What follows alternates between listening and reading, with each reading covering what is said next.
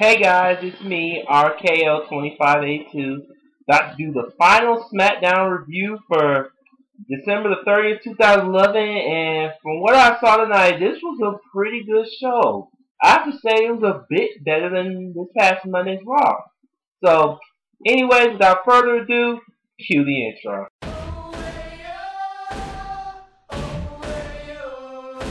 When you're standing next to me, yeah, I know you feel the power. It's the feeling that you get when you face the final hour. Everything you ever had, yeah, it's tasting kind of sour. It's all about me, it's all about the power. I said it's all about me, it's all about the power. Alright, we kicked off SmackDown this evening with the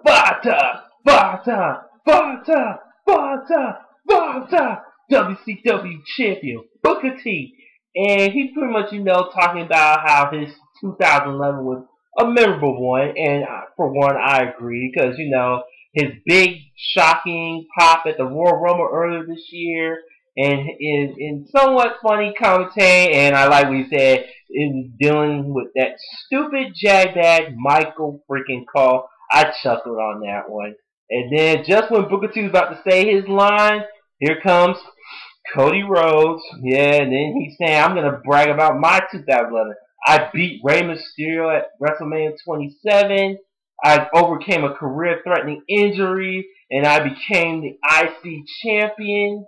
And he's saying I made that belt mean something again. And then once again, calling Booker T a nostalgia activist. Just when Booker T and Cody Rhodes about to brawl out, here comes Goldust. Oh my god! And I'm surprised he had no makeup, and yet he still came out to the Goldust theme. And he just came out as Dustin Reynolds. And for those who don't know, and who should know that, yeah, that's Cody Rhodes' brother. Yeah, or half brother, whatever you want to call it. Yeah, but this was a good promo to kick off the show. I mean, yeah, and then Goldust was pretty much bring up, their good old days with him and Booker T. Yeah, being the funny tag team that we all remember, and then Booker T and Cody Rhodes pretty much making a match for. And Booker T won it tonight, but unfortunately, it's going to be for next week's show. And then sadly, Cody Rhodes hits his brother with a beautiful disaster, and I kind of hated that, but I can't wait to see this once again rematch between Cody Rhodes and Booker T. But this time, the third encounter, yes, if they're one apiece, yep, we're going one more time. And I can't wait for it. Alright, next we have the first match of the night. Ted DiBiase going up against Jinder Mahal. And this was a pretty good match. And surprisingly, I was thinking Ted DiBiase was going to win, but not this time. Jinder Mahal wins with the camel clutch for the win. And I pretty much see they're starting to somewhat build up a little Jinder Mahal once again. Trying to make him, the second coming of Muhammad Ali, making those anti-American promos. I don't know. Then next, we had a Divas Tag Team match with Natalya and Tamina versus Alicia Fox and Caitlyn. Man, I wish it was AJ, but I will get to her later on. But this was just, your typical Divas match, not too long. And then Alicia Fox did the scissors kick for the win on Natalya, 1, 2, 3. And this is what really mattered, the aftermath. After Tamina was pissed she lost, she super kicks Natalya, and then she does Superfly splash on her. Could this lead up to something? Could this lead up to a Tamina-Natalya feud going into 2012? We'll see. Next, we had Justin Gabriel and Hunico and his boy Shamacho. On that lowrider bike. Yeah, and I know my boy low-key likes that since he's such a huge Hunico mark. And this wasn't a bad match. It's like for the time it was given.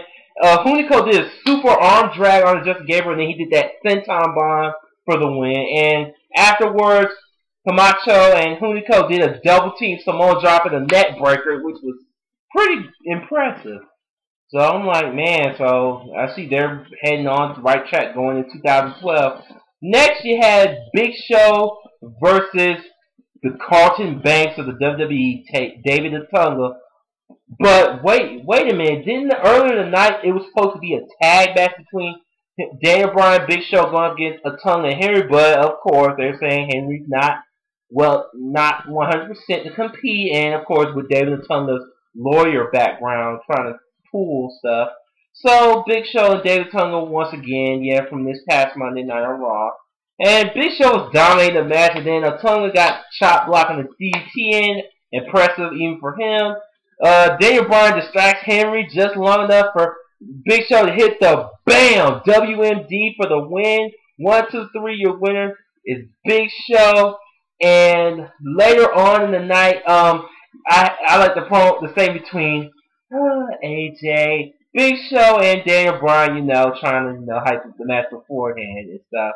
And I'll get to more Daniel Bryan, Big Show later on this. Alright, next match we had Ezekiel Jackson going up against the returning Drew McIntyre. Yes, Drew McIntyre is officially back on SmackDown. And, Taylor was saying, like, if you don't start becoming the Drew McIntyre we once knew, he's pretty much going to have to start thinking about cutting him off the SmackDown rounds, taking away that money.